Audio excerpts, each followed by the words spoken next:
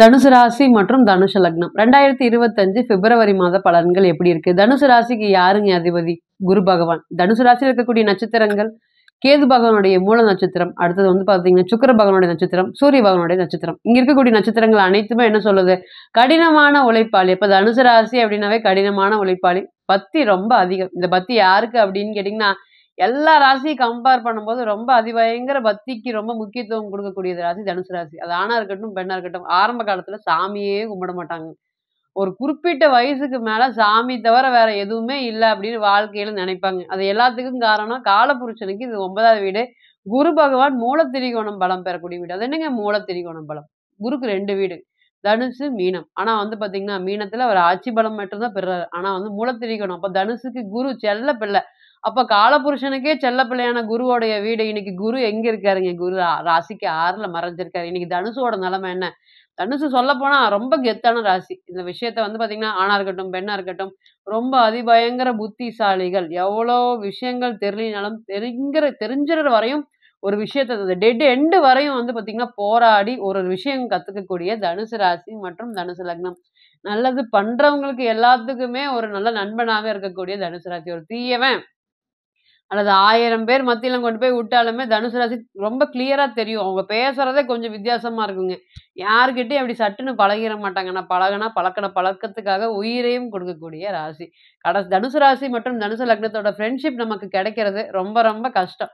அப்படி கிடைச்சதை விடலாமான்னு கேட்டீங்கன்னா விடக்கூடாது. யாரு விடுறாங்களோ அவங்களுக்கு தான் நஷ்டமே தவிர்த்து தனுசு ராசிக்கு இல்ல. அந்த அளவுக்கு வந்து பார்த்தீங்கன்னா, ரொம்ப நம்ம இனிமே தனுசு ராசிய பத்தி பெருமையா சொல்லிட்டே போலாம். அந்த குணங்கள் எல்லாமே அவங்களுக்கு பிறந்த கால ஜாதகத்துல இருந்துட்டே இருக்கும். என்ன கஷ்டம் வரட்டுங்க. நான் இருக்கேன் பார்த்துக்கலாம். அடுத்த ஸ்டேஜ் போலான்னு உங்கள ஒருத்தர் வந்து பார்த்தீங்கன்னா, ஒரு ஆணா இருக்கட்டும், பெண்ணா இருக்கட்டும், தனுசு ராசி மற்றும் தனுசு லக்னத்த நம்ம கல்யாணம் பண்ணும்போது, 1000 பிரச்சனை வரட்டும் நான் நிப்பேன் அப்படின்னு அந்த மனைவியா இருக்கட்டும், கணவனா இருக்கட்டும் நிப்பாங்க. இது எல்லாத்துக்குமே என்னங்க காரணம்? இந்த ராசியோட குணம். அப்ப இன்னைக்கு அந்த ராசிய பத்தி என்ன நினைக்கிறாங்க? ராசிநாதன் 6ஆம் இடத்துல இருக்கிறனால, கஷ்டத்திலேயே வாழ்ற மாதிரி இருக்கக்கூடிய தனுசு ராசி. இன்னைக்கு வந்து நான் கஷ்டத்துல இருக்கேன். நான் பண்ணது நல்லதே இன்னைக்கு என்னை கஷ்டத்துல கொண்டு வந்து விட்டுருது.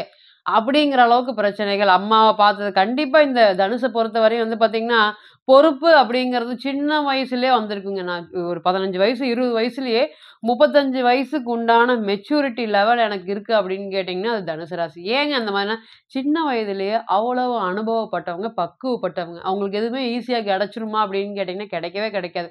மத்த ராசிய கம்பேர் பண்ணும்போது மெதுவா கிடைக்கும், லேட்டா கிடைக்கும். ஆனா தரமானதா இருக்கும். காலம் ஃபுல்லா வந்து அவங்க கூட டிராவல் பண்ற மாதிரி இருக்கும். அந்த அளவுக்கு என்ன யோகத்த குடுத்தாலுமே, மெதுவா குடுப்பாரு. ஏன்னு கேட்டீங்கன்னா, குரு பகவான் வந்து பாத்தீங்கன்னா, மெதுவா அனைத்துக்குமே வந்து பாத்தீங்கன்னா, ஒரு ராசிய குரு பார்க்கும்போது, ரொம்ப நல்லது, நன்மை அப்படின்னு சொல்றப்ப, எல்லாத்துக்குமே நமக்கு வந்து பாத்தீங்கன்னா, தனுச பொறுத்தவரையும் அம்மாவ பார்க்கறது, அப்பாவ பார்க்கறது, வீட்டுக்கார பொறுத்து தனக்கு என்ன வேணும் அப்படிங்கிறத யோசிக்கவே மாட்டாங்க. நல்லா பார்த்தீங்கன்னா 25 வயசு, 20 வயசு, 30 வயசு வரையும் சம்பாரிச்ச பணம் ஒண்ணாவது தனுசு சேர்த்து வச்சிருக்கா அப்படின்னு கேட்டீங்கன்னா, இல்ல. அப்பாக்காக செலவு பண்ணேன், அம்மாக்காக செலவு பண்ணேன், தம்பிக்காக செலவு பண்ணுனேன். யாரு வந்து தம்பியா இருக்கட்டும், தங்கச்சியா இருக்கட்டும் ஏமாத்திருவாங்களோ, அவங்கலாம் பணம் வச்சிருக்காங்களோ, நம்மள கேட்கறாங்க, நம்ம குடுக்கலாமா, வேண்டாமான்னு யோசிக்கவே யோசிக்காது. கண்ண மூடி நம்மகிட்ட இல்லைனாலும் கடன் வாங்கியாவது குடுக்கக்கூடிய தனுசு ராசி மற்றும் தனுசு லக்னத்திற்கே இன்னைக்கு கடன்ல நீங்க தத்தளிக்க வேண்டிய சூழ்நிலைகள் இன்னைக்கு தான் தெரியுதுங்க. உங்களுக்கெல்லாம் யார் யாரு நல்லவன், யார் யாரு கெட்டவன், யார் யார் வந்து உங்களுக்கு உதவி பண்றாங்க, யார் யார் உதவி பண்ணல. இந்த விஷயங்கள் எல்லாமே இன்னைக்கு தான் உங்களுக்கு தெரிஞ்சுட்டு இருக்கா அப்படின்னு கேட்டீங்கன்னா, நிச்சயமாக தெரிஞ்சுட்டு இருக்கு. இன்னைக்கு தெரிஞ்சு என்னங்க பண்றது? இன்னைக்கு எங்கனால பணத்த சேமிக்க முடியல, காச காப்பாத்த முடியல அப்படிங்கிற மாதிரி 1000 மனவலி, வேதனை. யார நம்பி இருந்தீங்க? அவனெல்லாம் இன்னைக்கு வந்து உங்கள பிரச்சனை. காதல் காதல்னு ஓடுனீங்க. அந்த காதலெல்லாம் இன்னைக்கு ஒரு 6 மாத காலமாக காணாம போயிருச்சு. அந்த மாரி ஒரு சூழ்நிலைகள். நீங்க யார் மேல விருப்பப்பட்டீங்களோ, அவங்க எல்லாருமே உங்களுக்கு வந்து பார்த்தீங்கன்னா, அகைன்ஸ்ட்டா திரும்பி இருக்கக்கூடிய ஒரு சூழ்நிலைகள். இதுதான் தனுசு கடந்த காலத்துல ஃபுல்லாவே வந்து பார்த்தீங்கன்னா, ஃபேஸ் பண்ணிட்டு இருந்திருக்காங்க. 2025 பிப்ரவரி மாத பலன்கள் எப்படி இருக்க போகுது? தனுசு ராசி மற்றும் தனுசு லக்னம். ராசிக்கு 2ல சூரிய பகவான், ராசிக்கு 3ல சனீஸ்வர பகவான், ராசிக்கு 4ல சுக்கிரன் திக்பலம் பெற்று ராகுவோட இணைஞ்சிருக்காரு. காக்க வேண்டிய குரு பகவான் ராசிக்கு 6ல செவ்வாய் பகவான் வந்து பார்த்தீங்கன்னா, இன்னைக்கு தான் 8ல இருந்து எந்திரிச்சு வந்து வக்ரமாயி திருப்பியும் ராசிக்கு 7ஆம் இடத்துக்கு போய் உங்களுடைய ராசிய பார்க்குறாரு. தனுசு லக்னம் மற்றும் தனுசு ராசிக்கு செவ்வாய் பகவான் ஒரு யோகாதிபதி. இத்தன நாளா யோகாதிபதி 8ல போய் மறைஞ்சிருக்காரு பாருங்க. அங்க போய் மறைஞ்சா கூட பரவால்ல. நீசம் அடைஞ்சிருக்காரு. எப்பவுமே 8ல ஒரு கிரகம் நீசம் அடைறது அவ்வளோக்கா இல்லைங்க. நமக்கு முதுகெண்டு, பேக் எண்டு சப்போர்ட்டா எதுவுமே இல்ல அப்படிங்கிற மாதிரி, நம்ம ஒரு அதிர்ஷ்டம் இல்ல அப்படிங்கிற மாதிரியே ஒரு சூழ்நிலைகள குடுக்கும். அதேபோல 10ல வந்து கேது பகவான். 15/2/2025க்கு மேல வந்து பார்த்தீங்கன்னா, சூரிய பகவானும், புதன் பகவானும் ராசிக்கு 3ஆம் இடத்துல பயணிக்க போறாங்க. இதுவெல்லாம் வந்து பார்த்தீங்கன்னா, இந்த பிப்ரவரி மாதம் இருக்கக்கூடிய கிரக அடைவுகள், கிரக சேர்க்கைகள், கிரக நோக்கி பயணங்கள். இது வந்து தனுசு ராசி மற்றும் தனுசு லக்னத்துக்கு எப்படி சப்போர்ட் பண்ணுது? நீங்க இதனால நடந்தது எல்லாமே சொல்லிட்டீங்க. நாங்க இதெல்லாமே கடந்து வந்திருக்கோம். இனி நீங்க சொல்லக்கூடிய பலன்கள்ல ஒரு 2 பலன் நடந்தா கூட எனக்கு அவ்வளோ சந்தோஷமா இருக்கும் அப்படின்னு நீங்க மனசு வெந்து கேட்கறது, நொந்து கேட்கறது எனக்கு நிச்சயமா கேட்குது. ஓம் குரு பகவானே போற்றி போற்றி. எல்லாரையும் காப்பாத்தக்கூடிய குரு, உங்க ராசிநாதனா இருக்கிறவரு உங்களை கைவிட்டுருவாரா? நிச்சயமா கைவிட மாட்டாரு. ஆனா இன்னைக்கு அவரு உங்களை பார்க்க முடியாத ஒரு சூழ்நிலைகள இருக்கிறாரு. குரு வக்ரம் அடைஞ்சு ராசிக்கு 12ஆம் இடத்த பார்க்குறாரு. ஏன் குரு ராசியில பொறந்தோம்? ஏன் இப்படி நம்ம மேன்மையா இருக்கிறோம்? ஏன் நமக்கிட்ட இந்த குவாலிட்டி இருக்கு? நம்ம மத்தவங்க மாரியே ஏன் வந்து ரொம்ப வியாக்கியானம் இல்லாம பொறந்துட்டோம்? அப்படிங்கிற மாதிரி ஏன்னு உங்களுக்கு 1000 கேள்வி இருக்கு. சில சமயம் குருவ பார்த்து உங்களுக்கு கோவம் வருமா அப்படின்னு கேட்டீங்கன்னா, வர மாதிரி ஒரு சூழ்நிலைகள். நம்ம இப்படி மாரி அடுத்தவன மாரி ரொம்ப வியாக்கியானமா இல்லாம போயிட்டோமே! இந்த ராசி மாரி இல்லாம போயிட்டோமே! இந்த ராசி மாரி இல்லாம போயிட்டோமே! அப்படிங்கிற மாதிரி மன வருத்தங்கள், வேதனைகள் படுறீங்க. நிச்சயமா படுறீங்க. யோகாதிபதி நீசமாயிட்டாரு. யாருமே இல்ல எனக்கு ஆதரவு அப்படிங்கிற சூழ்நிலைகள். இனி எப்படி இருக்க போகுது? முதல் தர யோகமாக 9ஆம் அதிபதி 3ஆம் இடத்துக்கு வராரு. அப்ப வேலை, வேலை, வேலைன்னு வேலைய நோக்கி ஓடிட்டு இருக்கீங்க. இந்த வேலையில வந்து பார்த்தீங்கன்னா, நெறைய பிரச்சனைகள் வந்துட்டு இருக்கு. இனி வரக்கூடிய காலங்கள்ல அந்த வேலை பிரச்சனைகள் எல்லாமே விலகுமா? பெரிய, பெரிய பிரச்சனைகள்லாம் வந்து அதை எல்லாமே பார்த்துட்டு இருந்தா, இன்னைக்கு சின்ன பிரச்சனையவே சமாளிக்க முடியாத ஒரு சூழ்நிலைகள் குடுக்குது. இனி வரக்கூடிய காலங்கள்ல இது எல்லாமே சரியாகும். முதல் வேலை சம்மந்தப்பட்ட இடத்துல இருக்கக்கூடிய பிரச்சனைகள் குறையும். யார் உங்களுக்கு பிரச்சனை குடுத்துட்டு இருந்தாங்களோ, அவங்க எல்லாருமே இனி வரக்கூடிய காலங்கள்ல அமைதியா, சுமூகமா போகக்கூடிய காலம். 2வது தர யோகம் அப்படிங்கிறதே, நான் கல்யாணம் காதலிச்சு தான் கல்யாணம் பண்ணலான்ட்டு இருக்கேன். பெற்றோர் சம்மதத்தோட தான் கல்யாணம் பண்ணலான்ட்டு இருக்கேன். எனக்கு கல்யாணமே வந்து காதல் கல்யாணம் நடக்குமா, நடக்காதான்னு தெரியல.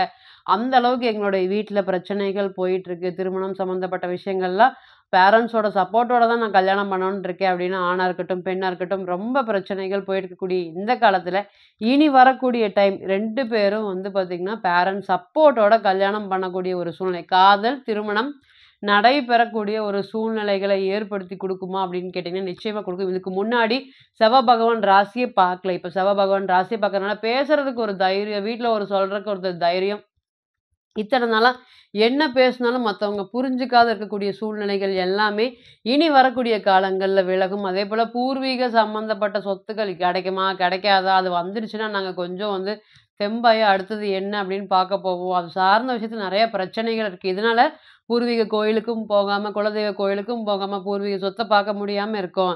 இனி வரக்கூடிய காலங்கள்ல இந்த குழந்தை குழந்தை சம்மந்தப்பட்ட விஷயங்களும் சரி, பூர்வீக சம்மந்தப்பட்ட சொத்துகளும் சரி, குலதெய்வத்தோட அருளுமே எங்களுக்கு கிடைக்குமா? கிடைக்காதா? இருக்குதா? இல்லையான்னு நாங்க சுத்திட்டு இருக்கோம். இனி இதெல்லாமே வந்து மாறக்கூடிய காலங்கள். நீங்களுமே வந்து பார்த்தீங்கன்னா, ஆன்மீகம் சம்மந்தப்பட்ட விஷயத்துல 5ஆம் அதிபதி ராசிய பார்க்கறதுனால, ஆன்மீகம் சம்மந்தப்பட்ட விஷயத்துல அதிக தேடல்கள் அதிகமாக இருக்குமா? அப்படின்னு கேட்டீங்கன்னா, நிச்சயமா இருக்கும். சுக்கிர பகவான் ராகுவோட சேர்ந்து நல்ல திக்பலம் பெற்றிருக்கனால, இடம், வீடு சம்மந்தப்பட்ட விஷயத்துல நீங்க இத்தன நாள் முயற்சி பண்றதுக்கும், இனி முயற்சி பண்ணக்கூடியதுக்கும் நெறைய வித்தியாசங்கள் இருக்கு. இதுக்கு முன்னாடி கிடைக்காதது அனைத்துமே, இனி வரக்கூடிய காலங்கள்ல உங்களுடைய முயற்சியின் பேர்ல கிடைக்கிறதுக்கும், அடுத்த கட்ட வளர்ச்சியை நோக்கி கொண்டு போறதுக்கும், ஏன் நாங்க இப்படிலாம் சோர்ந்துட்டோம்? இனியும் வந்து சோர்ந்து இருக்காததுக்கு ஒரு முயற்சிக்கும் பலன் குடுத்து, அடுத்த ஸ்டேஜுக்கு உண்டான வழியை, ஒரு வாழ்க்கை பாதையை காமிக்கிறதுக்கு குரு பகவான் அருள் புரிவாரா? அப்படின்னு கேட்டீங்கன்னா, நிச்சயமாக அருள் புரிவார். இப்ப நீங்க கேட்டுட்டு இருந்த அனைத்துமே கோச்சார பலன்கள் தான். 40லிருந்து 60% மட்டுமே பொருந்தும். தனிப்பட்ட ஜாதகத்த நம்ம எடுத்து தசா புத்தி நடப்பு அந்தரம் கணிக்கும்போது, கிரகம் பெற்ற பலம், பலவீனம் அடிப்படையில பலன்கள் கூடவோ, குறையவோ செய்யும் அப்படிங்கிறதுல எந்த ஒரு மாற்றமும் இல்லைங்க. கோள்களுடைய சாரத்த பொறுத்து கோச்சார பலன் 40லிருந்து 60% மட்டுமே பொருந்தும். பிறந்த கால ஜாதகத்தோடைய பலன் மட்டும் தான் 100% பொருந்தும். தனிப்பட்ட ஜாதகத்தை நீங்க எடுத்து ஆலோசனை பண்ண விருப்பப்பட்டா, கீழ இருக்கக்கூடிய நம்பருக்கு கான்டாக்ட் பண்ணுங்க. நான் வணங்கக்கூடிய நரசிம்மர் உங்க எல்லோருக்குமே நல்ல வளமான வாழ்க்கையை ஏற்படுத்தி தரேன். நான் நிச்சயமா பிரார்த்தனை பண்ணிக்கிறேன். மீண்டும் ஒரு பதிவில் உங்களெல்லாம் சந்திக்கும் வரை உங்களிடமிருந்து விடை பெறுவது உங்கள் அஸ்ட்ரோ புவனேஸ்வரி. நன்றி, வணக்கம்.